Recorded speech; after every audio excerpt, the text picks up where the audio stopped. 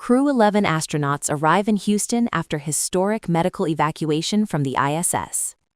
The 4 astronauts of SpaceX's Crew 11 mission are back on U.S. soil tonight, arriving in Houston just one day after completing an unprecedented medical evacuation from the International Space Station.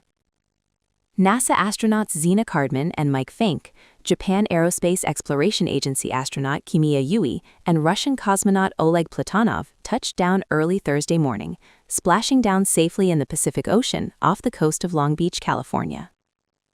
That return marked the first time a crew has been medically evacuated from the International Space Station, a rare and carefully coordinated decision made after one of the astronauts experienced a medical issue while in orbit.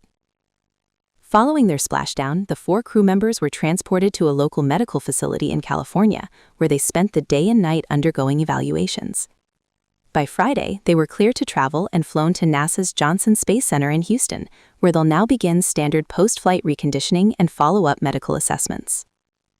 In a statement released Friday afternoon, NASA officials confirmed the crew's arrival, saying the 4 crew members of NASA's SpaceX Crew 11 mission have arrived at the agency's Johnson Space Center in Houston, where they will continue standard post-flight reconditioning and evaluations. NASA emphasized that all 4 astronauts are stable, but declined to share further details. To protect the crew's medical privacy, no specific details regarding the condition or individual will be shared, the agency added. Crew 11 launched to the space station in early August, originally scheduled for a 6-month mission aboard the orbiting laboratory. However, last week's medical concern prompted mission managers to bring the crew home early, cutting their stay short by approximately 5 weeks.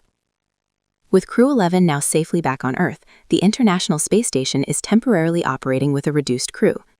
Currently aboard are 3 astronauts, NASA's Chris Williams and Russian cosmonauts Sergei Kuzsverchkov and Sergei Bikayev. NASA says the station remains safe and fully functional, but it won't return to its usual complement of 7 astronauts until SpaceX Crew 12 mission arrives. That launch is currently scheduled for February 15th, though officials say they're evaluating whether that timeline could be moved up to minimize the station's time with a skeleton crew. And Crew 12 isn't the only major launch NASA is preparing for. The agency is also in the final stages of readiness for Artemis II, a landmark mission that will send 4 astronauts on a 10-day journey around the moon.